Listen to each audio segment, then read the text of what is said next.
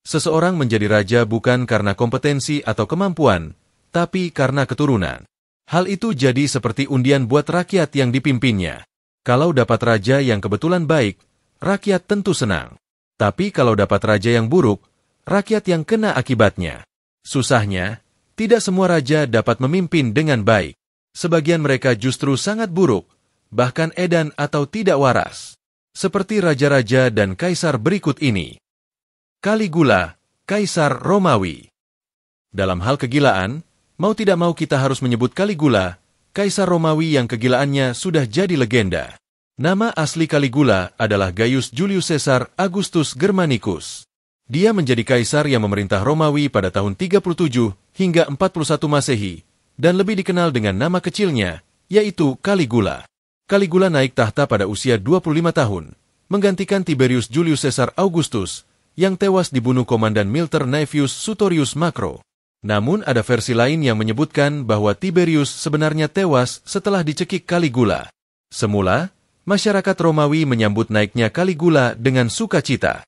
Pasalnya, di awal kepemimpinan, Caligula membuat aneka kebijakan populis, di antaranya menghapus pajak penjualan dan membebaskan tahanan politik semasa Kaisar Tiberius. Rakyat Romawi menyukainya, tapi hal itu tak berlangsung lama. Karena segera setelah itu, Caligula mulai menunjukkan diri sebagai pemimpin yang bukan hanya tiran dan kejam, tapi juga gila. Dalam kehidupan pribadi, Caligula menikahi beberapa saudara kandungnya, di antaranya Julia Agrippina dan Drusilla. Selain itu, dia punya hobi yang benar-benar gila, yaitu gemar membunuh dan suka memaksa orang lain bunuh diri. Bahkan saudara sepupu sekaligus anak angkatnya, Tiberius Gemellus, yang waktu itu berusia 18 tahun, diperintahkannya untuk bunuh diri. Hobi menyuruh orang bunuh diri itu terus berlanjut pada orang-orang terdekatnya, yang ia anggap mengancam kekuasaannya. Belakangan, Caligula memperluas hobi gilanya itu pada siapapun yang tidak disukainya.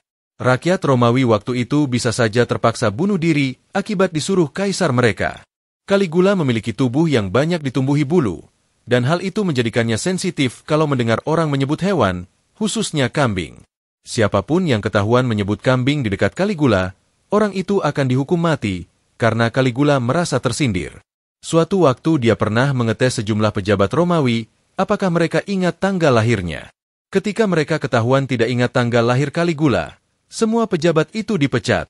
Makin lama, Caligula makin edan dan makin tak masuk akal. Dia menganggap dirinya sebagai dewa, dan dengan posisi itu ia merasa dapat melakukan apa saja.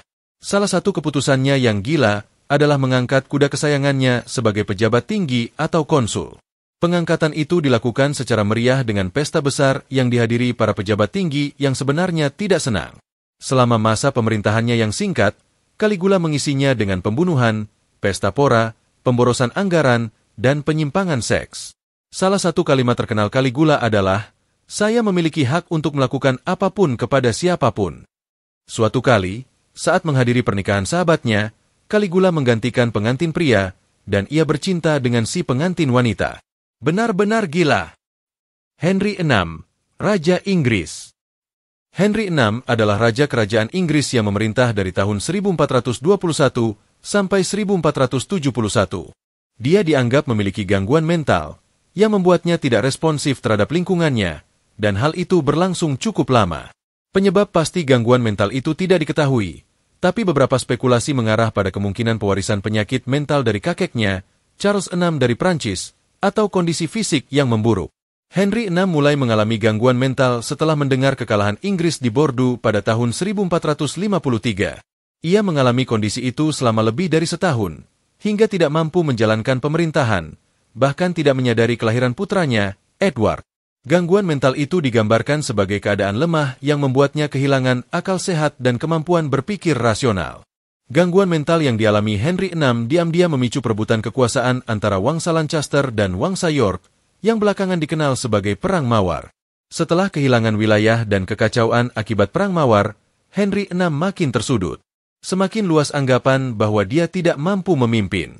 Pada tahun 1461, Henry VI digulingkan oleh pasukan York dan diasingkan di Skotlandia. Ia dikembalikan ke tahta kerajaan Inggris pada 1470, tapi kemudian dipenjarakan dan dibunuh pada tahun berikutnya. Zheng De, Kaisar Cina. Kaisar Zhengde adalah salah satu penguasa terkenal dari dinasti Ming. Bukan karena kesuksesannya, tapi karena kegilaannya. Zhengde memerintah Cina dari tahun 1491 sampai 1521. Dia suka memimpin ekspedisi militer yang berubah-ubah, yang membuat bingung pasukannya. Tapi itu pun masih ditambah kegilaan lain. Zhengde punya kembaran imajiner, yang ia sebut Jenderal Zhu Shou, dan ia lebih suka memberi perintah pada kembaran yang tidak terlihat itu daripada memberi perintah kepada pasukannya. Sudah jelas itu membingungkan sekaligus gila. Kegilaan lain yang dilakukan Zhengde selama menjadi kaisar adalah menempatkan Qasim untuk memimpin sebagian besar urusan negara.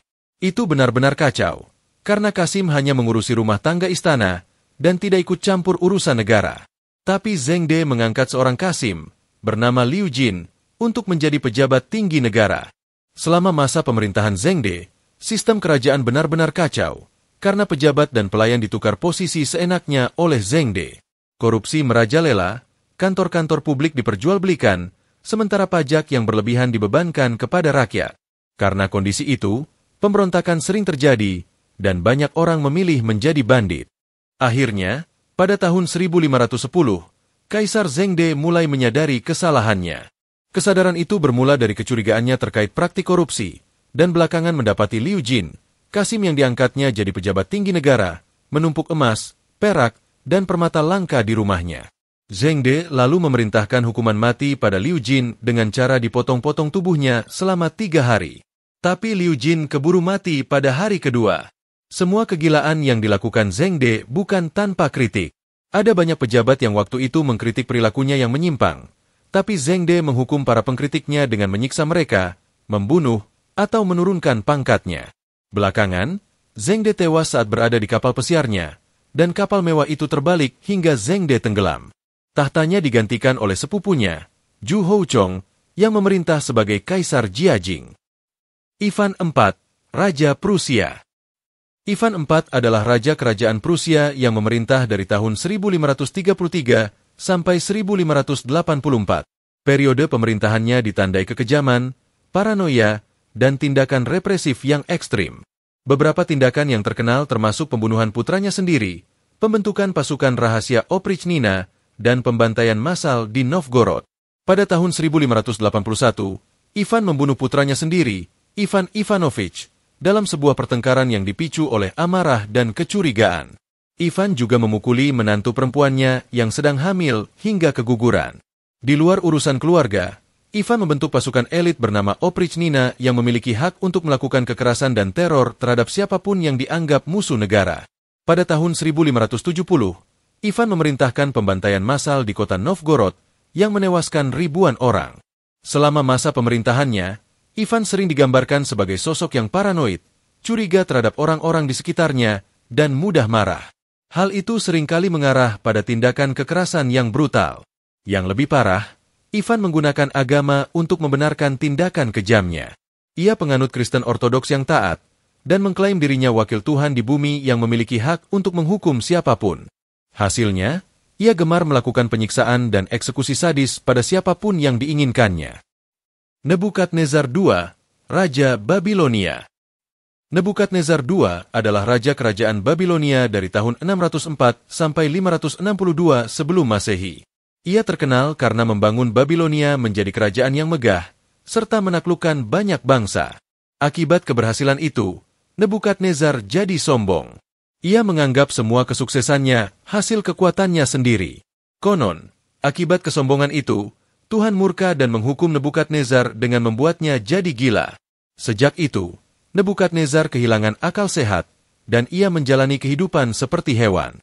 Selama 7 tahun, ia hidup di padang rumput, memakan rerumputan, dan mengalami perubahan fisik secara ekstrim. Hilangnya akal sehat Nebukadnezar juga disebut-sebut sebagai hukuman akibat keangkuhannya yang mengepung Yerusalem, menjarah emas dan harta benda dari kuil suci di sana. Ia juga menculik Raja Yudea dan menjarah istananya, dan membawa 10.000 perwira, pengrajin serta pekerja terampil ke pengasingan di Babilonia. 10 tahun kemudian, Nebukadnezar juga menghancurkan bait suci Raja Solomon hingga rata dengan tanah. Semua kegilaan itu benar-benar berujung membuat Nebukadnezar jadi gila.